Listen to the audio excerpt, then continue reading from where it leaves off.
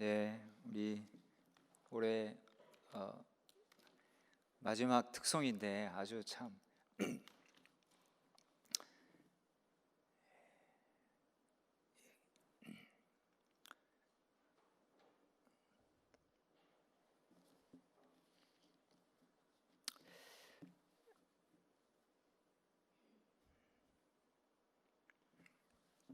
아주 귀하게 잘 찬양해 주셨습니다. 대단히 감사드리고 또 하나님께 영광이 된 줄로 믿습니다. 아주 언제 준비했는지 또 사진들까지 다 준비하셔서 또 귀한 추억을 소환해 주셨는데 아주 감동적이었고 또 사진에 나왔던 것과 같은 그런 날이 또 속히 돌아오기를 간절히 소망합니다. 우리 귀한 찬양 감사드립니다. 네. 여러분, 올해 벌써 마지막 주일이 되었습니다. 세월이 참 빠른 것 같습니다. 이 송년 주일을 보내며 우리 주님께서 우리를 도와주신 은혜를 한번 생각해 보고자 합니다. 구약 성경을 보면 사사 삼손 이후로 이스라엘을 줄기차게 괴롭혀 온 족속이 있었으니 바로 블레셋입니다. 유명한 골리앗도 이 블레셋 족속 사람인데요. 구약 시대의 블레셋 민족은 이스라엘 서쪽 해안가에 위치해 있었는데 지금 중동 지방을 가리키는 팔레스타인이라는 이름도 이 블레셋에서 유래한 겁니다. 사무엘상 4장을 보면 이스라엘 백성은 이 에벤에셀 곁에 진을 치고 건너편에 있는 블레셋과 전쟁을 치르게 됩니다. 두 번에 걸쳐 전쟁을 치렀는데 두 번 다 이 이스라엘이 패배를 당합니다. 특히 두 번째 패배가 아주 치명적이었습니다. 첫 번째 전쟁에서는 죽은 이스라엘의 군사가 한 4,000명 정도였는데 두 번째 전쟁에서는 자그마치 3만 명이 죽임을 당했습니다. 더욱더 치욕스러웠던 것은 이스라엘 백성들이 언약궤를 들고 갔음에도 패했고 그 언약궤를 블레셋에게 빼앗기기까지 했기 때문입니다. 그 충격으로 당시 대제사장이요 사사였던 엘리는 의자에서 뒤로 넘어져 목이 부러져 죽게 되고 그의 며느리인 비느하스의 아내는 해산하다 죽습니다. 지도자를 잃었던 것이죠. 이에 이스라엘 백성들은 커다란 충격에 빠졌고 그들에게 사무엘상 7장 3절에 이방 신들과 우상을 제거하고 마음을 다해 여호와만 섬기라 라고 권면을 했고 다행히 이 백성들은 순종하여서 미스바에 모여 금식하며 우리가 여호와께 범죄하였다며 통회하게 됩니다. 위기에 빠진 이스라엘 백성들 사이에서는 회개 운동이 일어났던 것이죠.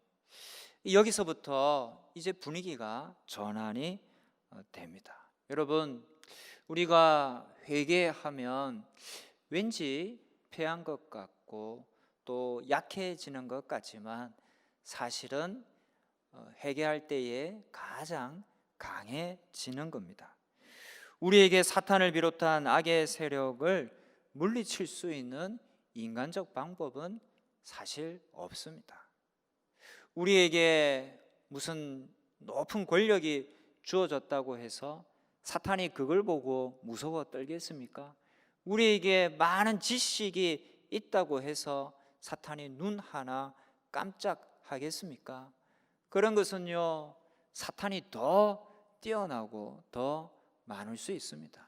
그런 것들로는 우리가 사탄과 악의 세력을 당해낼 수는 없습니다. 하지만 우리가 지난 죄를 회개하고 신앙의 길을 새롭게 가며 하나님의 뜻을 분별하고자 기도할 때에 그것이 사탄에게 가장 큰 위협과 두려움이 될 것입니다. 사탄은 떠나갈 겁니다. 그러게 여러분, 올 한 해 이 마지막 주일 또 마지막 주간을 보내며 우리는 뭘 해야 할까요? 우리 자신을 성찰해야 되는 겁니다. 연초에 세웠던 계획은 부지런히 실천해 왔는지, 감사를 잊고 살아오지는 않았는지, 말씀과 기도는 내 삶에 뿌리를 내렸는지, 하나님과 주신 말씀을 쫓아 순종하며 살아왔는지, 주께서 붙여주신 나의 이웃을 돌아보고 살피며 또 용서하며 살아왔는지 등등을 우리가 돌아보며 이 마지막 주간을 보내면 좋겠습니다. 이스라엘이 회개 기도하기 위해 미스바에 모였다는 소식을 듣고 7절을 보시면, 사무엘상 7장 7절을 보시면 블레셋 사람들이 다시 이스라엘을 치러 올라오게 됩니다. 그 소식을 듣고 이스라엘 백성들은 저마다 두려움에 떨었다라고 7절 끝에 나와 있습니다. 그럴만 하죠. 벌써 여러 번 블레셋에게 당했습니다. 아픈 기억과 경험이 있는 거예요. 그러니까 소식만 들어도 이제 두려운 마음이 든 겁니다. 이에 이스라엘 백성들은 사무엘을 찾아와 8절 보시면 하나님께 부르짖어 기도해 줄 것을 요청했고, 사무엘은 9절에서 어린 양 하나를 가져다가 온전한 번제를 하나님께 드렸습니다. 전심의 제사를 드렸던 것이죠. 그러면서 여호와께 부르짖어 기도합니다. 그렇게 하고 있는데 10절 보시면 블레셋 사람이 이스라엘과 싸우려고 가까이 왔습니다. 사무엘이 전심으로 기도하고 제사는 드리고 있었지만 그에게는 블레셋군을 감당할 무력은 없었습니다. 이스라엘 백성들에게도 그런 힘은 없었습니다. 더군다나 블레셋은요, 철기 문명이 발달한 민족이었어요. 막 철제 무기를 들고 쳐들어오는데 이스라엘에는 변변한 무기도 없었습니다. 인간적으로는 이 이스라엘이 블레셋을 맞서 싸워 이길 가능성은 없었습니다. 하지만 이 전쟁은 어찌 되었나요? 10절 끝에 보십시오. 그들이, 즉 블레셋이 이스라엘 앞에 패한지라 라고 되어 있습니다. 이스라엘이 이겼습니다. 그것도 11절 보시면 추격해서 적을 칠 정도로 승리했습니다. 이것은요, 대승을 거두었다라는 겁니다. 이에 사무엘은 어떻게 합니까? 우리 12절 같이 읽겠습니다.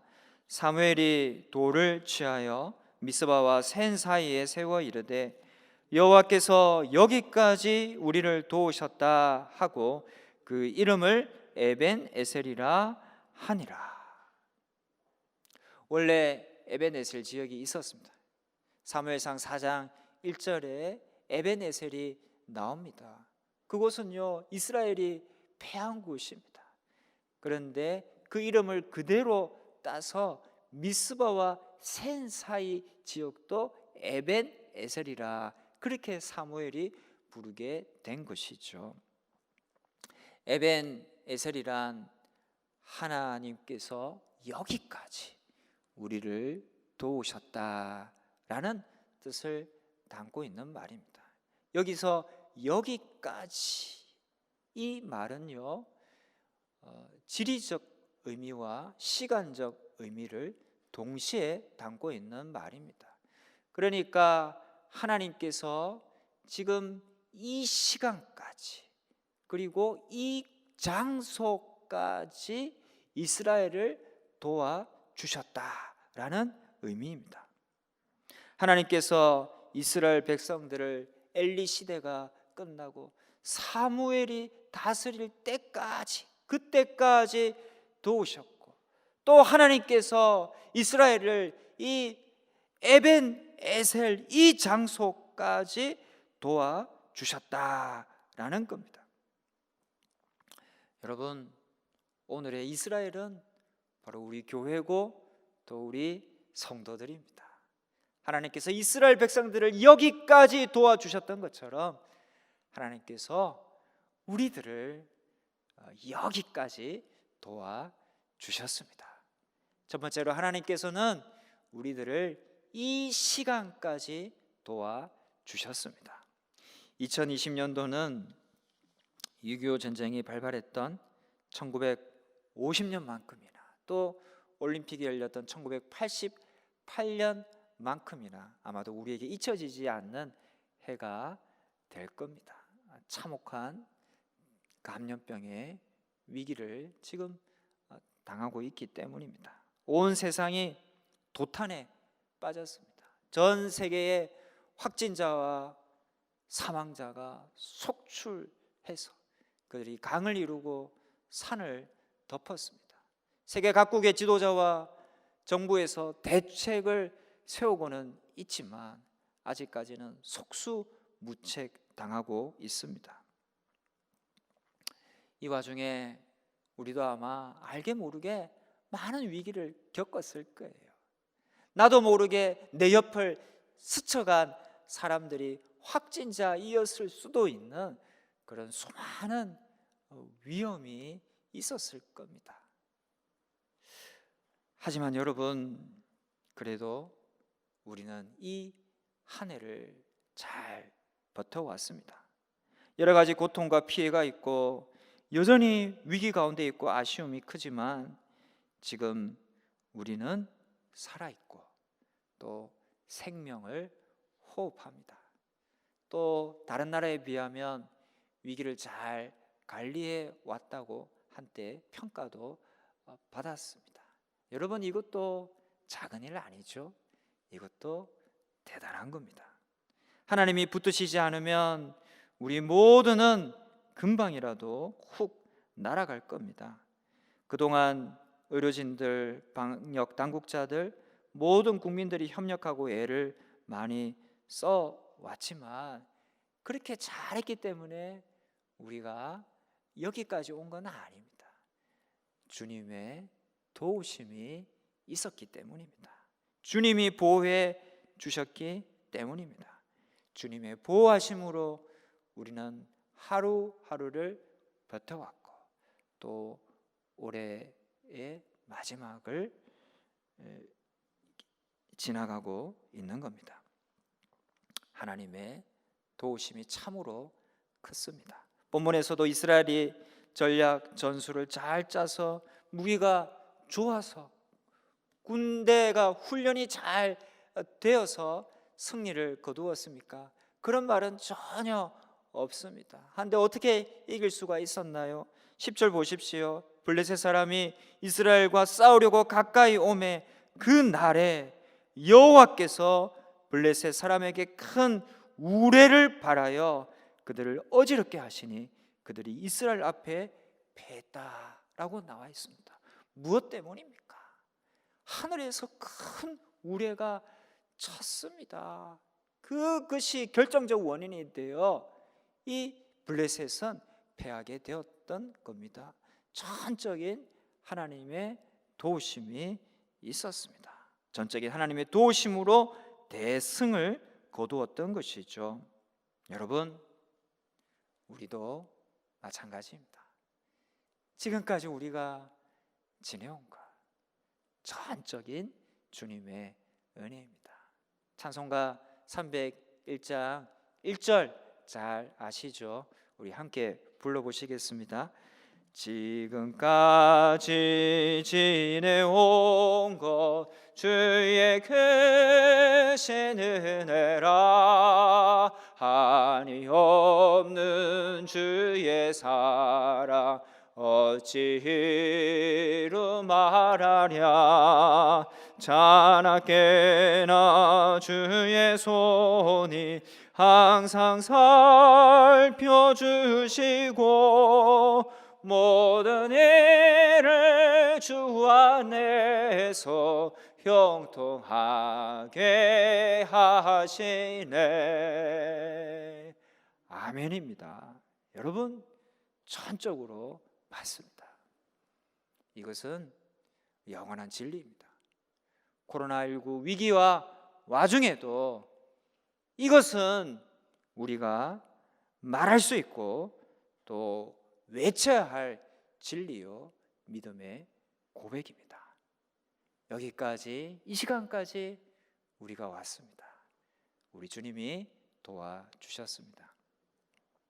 두 번째로 하나님은 이 공간까지 우리를 도우셨습니다. 하나님은 두 번이나 패배하고 언약궤마저 빼앗긴 사무엘상 4장 1절에 나오는 치욕의 에벤에셀에서 본문 12절에 나오는 승리의 장소인 에벤에셀에 이르기까지 이스라엘 백성들을 도와주셨습니다. 그처럼 우리가 숱한 역경을 딛고 지금 이 자리에 있게 된 것, 숱한 아픔과 실패와 치욕을 뒤로 하고 지금 이 자리, 이 위치에 서게 된 것은 전적으로 주님의 도우심 때문입니다. 하나님께서 우리 성도님들을 지켜 보호해 주셨습니다. 우리 가정을 지켜 보호해 주셨습니다.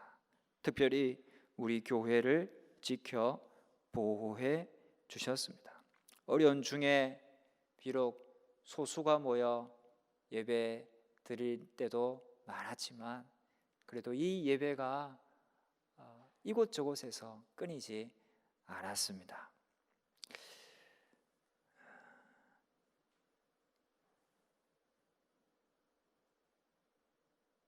올 1년 동안 예배당에서 또 가정에서 예배 자리를 지켜주신 우리 모든 성도님들, 특별히 참 마음이 좀 어려웠을 텐데도 우리 특송하시고 또 특연해 주신 모든 찬양자들에게 감사를 드립니다.